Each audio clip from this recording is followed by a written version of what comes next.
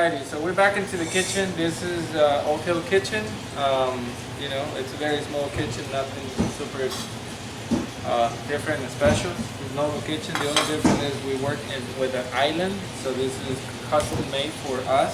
So that way you can see the space. It's more like a flow than you know, having a different way to cook.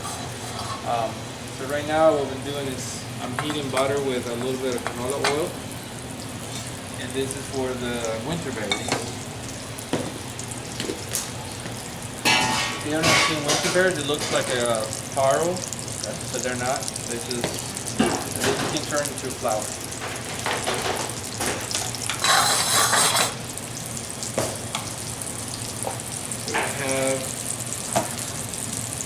So we work with some fermentation here. So in this case, this is like fermented pears with peppers, and then we use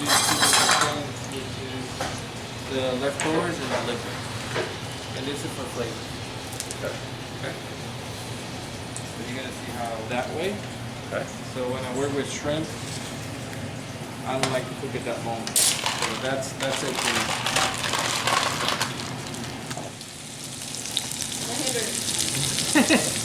No, that's me. You hear that sizzling? They gotta remain here, not on the heat. Shrimp, they're supposed to be cooked at 85 degrees internal temperature, but we're not gonna probe it, and you know, it's more likely to control the heat. And so this is to me like fish. But if you cook it longer, you destroy such a beautiful product, which is a shrimp. Sure. Brian, don't underneath this. Thank you. So that way they'll remain kind of looking the same. So by about a minute or 2 minutes, we're gonna flip it, and we're gonna season this a little bit. Here we have the pot for the winter berries. So this is the wheat berries. Sorry, I said wheat berries. Winter wheat berries. And then what we're gonna do, Bobby Chow, is adding this to brown butter.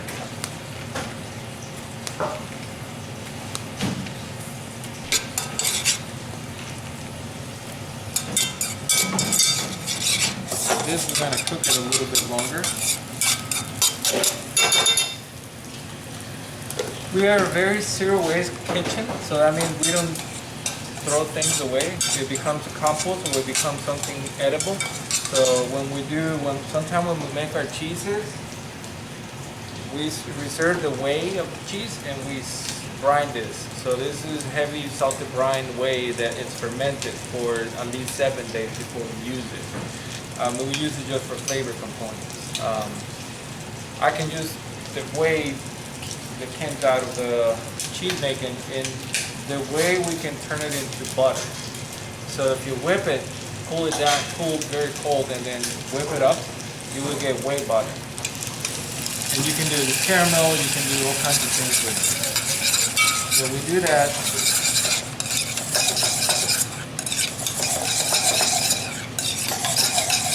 and when we're trying to cook, we're always trying to think about flavors. You have 5 different tastes in your taste buds, right? You have salty, bitter, acidity, you have sweet, and umami. So we're trying to think of how we pull those things. This is rich with umami with the fermentation. This is rich with umami with the fermentation. So we pull this a little bit, or both. And then we're gonna put a little bit of this paste that came from here, right? It's the same paste, nothing else.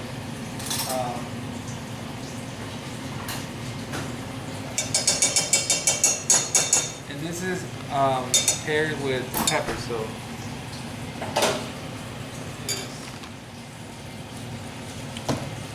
and then right at the end we add apples, diced apples.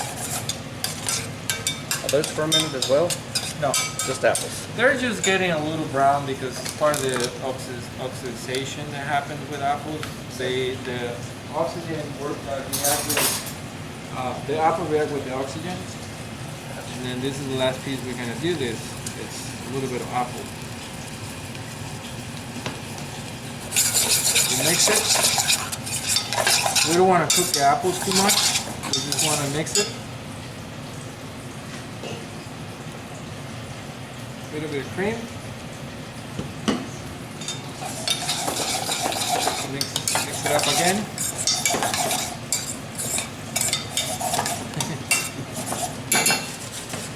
This is all almost ready. Now, seasoning. A little bit of pepper. Gonna bring some kind of another flavor to this. Salt. And I'm a firm believer that you do salt by taste. So add a little bit, try it, add a little bit, try it. And there's always a point where you're like, this is it, this is what I'm looking for. So to me, I'm trying to balance this out into something sweet, something umami, something slightly bitter, something, you get all the flavors in your taste buds.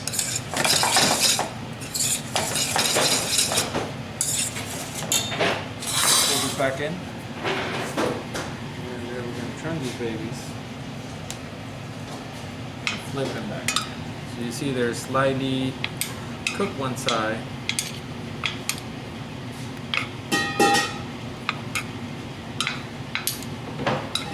This is what we're looking for. We don't want to cook the shrimp too much. Just slightly cook it. This is a really special shrimp that came from North Carolina. We work with Abundant Seafood. It's a local seafood provider. So there's local stores, everything. And the boats go about 60 miles in the ocean, and they're deep shrimp. So they have a really slightly taste of lobster. And we're gonna baste this.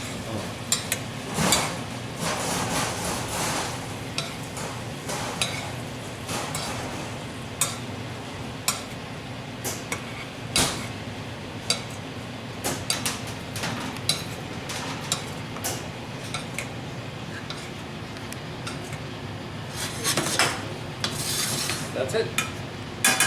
Here we can do a little bit of lemon juice, you know, like this is where we do the touches to make the taste brings out a little bit more. In this case, we're not going to use that. We're going to use this pepper juice. This is, we make our own pepper hot sauce in the house, and then we brine the hot sauce and let it go for 7 days. So we're trying to make something called like called pepper sauerkraut juice.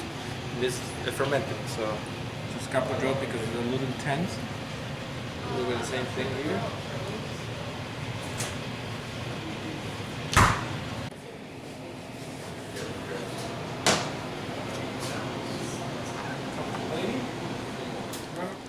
See that deep green? And how's that done again? So we take any greens left. Let's say you have leftover greens in the kitchen, right? And turnip greens, anything green, right? So you take oil and heat the oil around 285 Fahrenheit.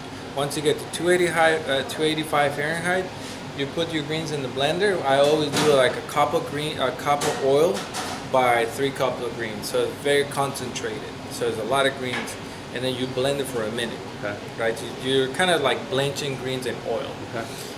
All the greens are hydrophobic, so that means they like oil more than water. Okay. If put in water, the flavor diffuse, right? And then lipophobic, I think one of those. And then what we do is blend it, so we get this, and then the sediments always stay here, and then we get a little bit of. So this is the two. This was this. This is the paste. This is the oil. Okay. So we take it and put it in our centrifuge, and we get this beautiful green oil, and we get the space that we use for seasoning. You can stretch this in a seal pack and dry it, so you have a slight, like a thin cracker that you can eat with anything else.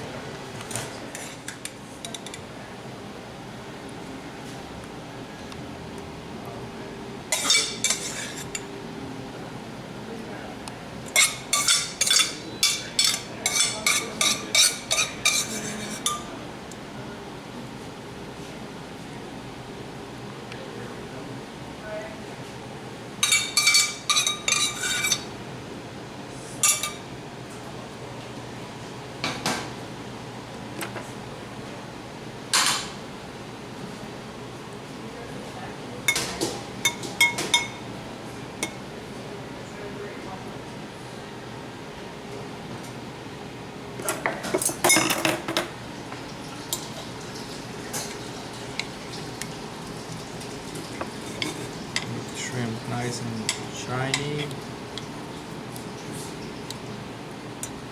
So it looks really pretty.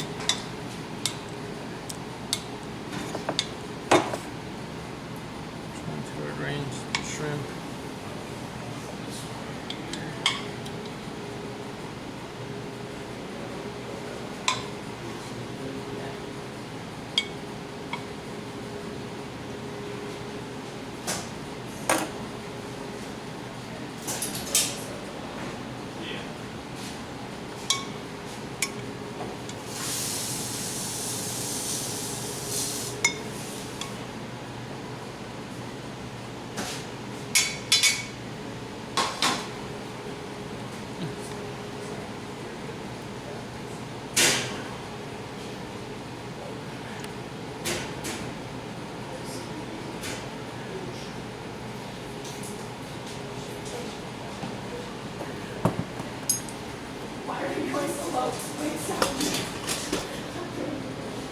Now we're gonna garnish this.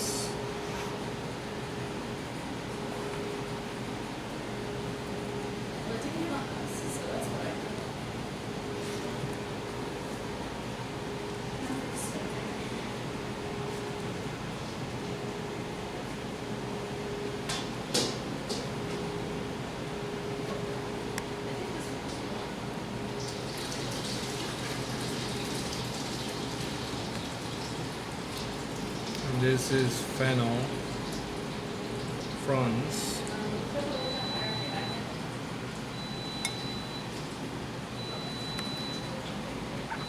But very simple mind. It's not like for us it's not about it's about the plating, but you know, everything put together. So we're trying to kind of dress this, make the shrimp special, make everything special. I believe that people need to be treated with a lot of care, and then if we don't do that, we fail.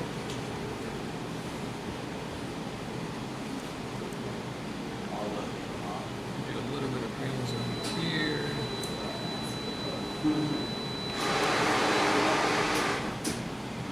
Winter wheat berries with royal red shrimp. A little bit of garlic, chive, collard green oil, apples, and way fermented in, you know. It's super simple, nothing crazy. It's just cooking. Nice, that's beautiful. At the end of the day. Now we're gonna do the best part, which is we need to try this. You know, that's nothing fun is when you cook and don't eat it. There we go. Insane thing. So I'm eating with the spoon. This is the way, you know, I eat it.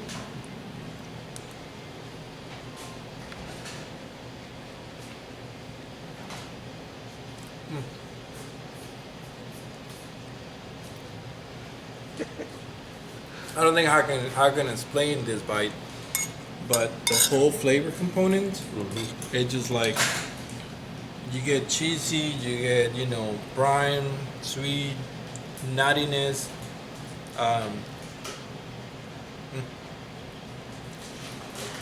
saltiness.